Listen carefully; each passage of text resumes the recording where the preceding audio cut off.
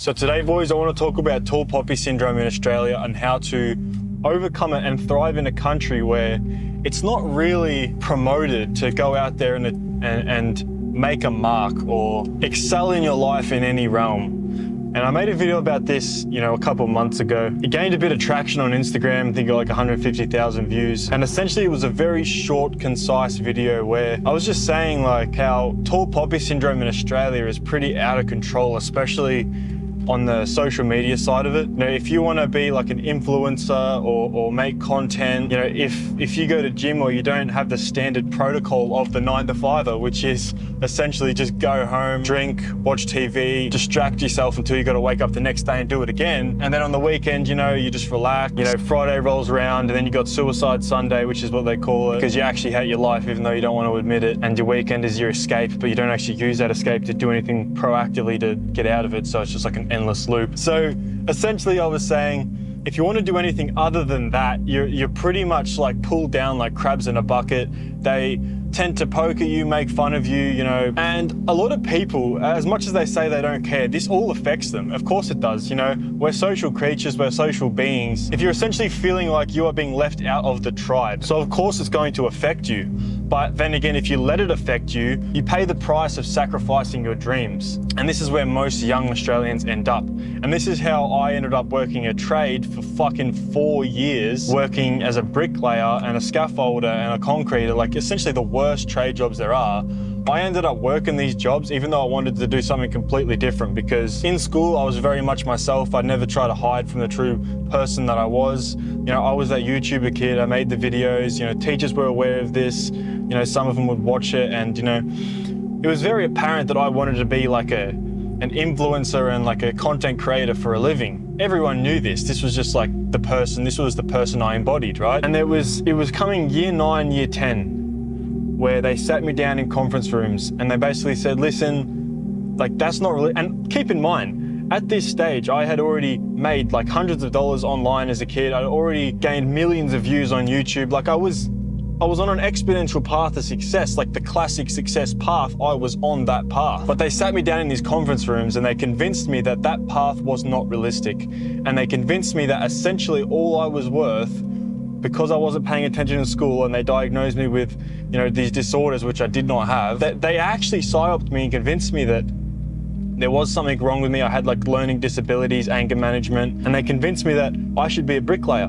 And I was actually, there's a clip of me on the internet saying, listen, I've got to quit this shit because I think a more realistic path is bricklaying. Like that is so mind-blowing to think about now, that it's just, so yeah, that's what happened. I dropped out of school, I became a bricklayer. I fucking hated it because I couldn't be creative. All of my time was being sucked out. I was doing 11, 12-hour days working in the city and then like 2-hour commute back. I did it every day for 3-4 years. Getting abused by my bosses, manipulated.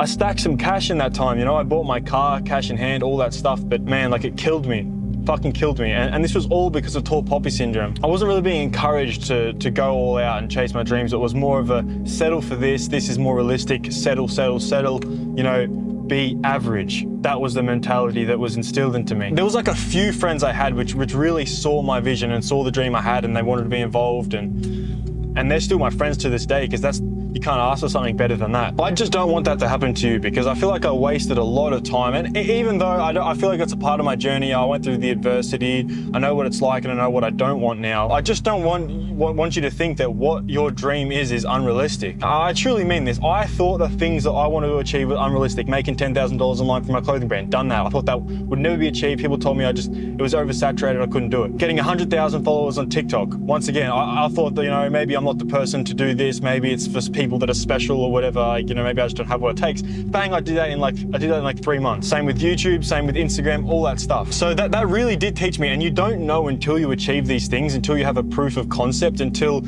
you actually make it happen. Once that happens, you can't go back, because that teaches you that what you thought was unrealistic is actually, it's unreasonable not to happen if you put the work in.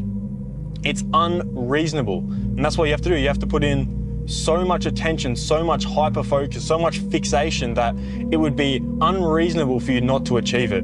And the only reason that you think it's unrealistic is because the bar that everyone else has set around you has been set to a certain level. That's why they call it tall poppy syndrome, because the second you want to rise above that level, you're chopped down, right? That's what tall poppy syndrome is. And I know it's just in other places, not just Australia. This was like the main comment I was getting on Instagram was like, no, it's not just Australia, right? This happens in other places. There's a few places, like Conor McGregor always talks about how Ireland had a very similar thing. You know, people thought he would never make it, and he just had to be so delusional and to himself and so hyper fixated on his craft that he just made it happen anyway. So let this be no more than just a bit of motivation for you. And I'm telling you personally that I know what it feels like to be constantly ridiculed and doubted and people not take you serious. And, you know, they're not obligated to either. You know, they don't have to be your fan. That's not their job, okay? It's your job to just believe in yourself. And I personally, myself, if you think this way, if you think you really can do it and you just, for some reason, you just feel like you're different and you can make things happen, I know you can, bro. I really do know you can, because I thought the same thing. So you can do it, bro. You truly can if you put in the work. But just keep going, man. Don't let external affect the internal, because that's what every Australian does, and that's how they end up in relationships they hate, in drinking habits they don't like, gambling, wasting every single day. And then before they know it, man, they're on their deathbed or they're on retirement with not even enough money to retire, and they just hate what they look back on, and they wanted to do things and they were too scared, bro. They were too scared. But before we go, I want to give you 3 proactive tips to escape tall poppy syndrome in Australia. Number 1 would be a circle of influence. You have to be extremely cutthroat with who you let into your vision. If it doesn't fit into your vision, let them go. I've had to do this many times where I've had people work for me, or I've had friends where I've heard that they've been saying this or saying that, or they're not really on the same wavelength, or, you know, maybe they have doubts about certain things and I don't want it infecting my belief. Bye-bye. You don't need them in your life. They're just an infection. They're a virus that will eventually leak into your own mentality. Like, I don't even care if you've got one friend. If you've got one true, loyal friend that is inspirational to you, he pushes the boundaries and he's pushing you to do better every single day, that's better than having 20 mediocre friends, bro. Number 2 is active aggression, you know? Like, everyone is passive aggressive these days. Like, it's not just chicks doing it now. Now men have adopted the same thing. Like, you'll notice in workplaces, in schools, in any social setting, there'll be like little comments or certain tones that will be thrown at you, and it's sometimes it's hard to know how to react to certain things like that.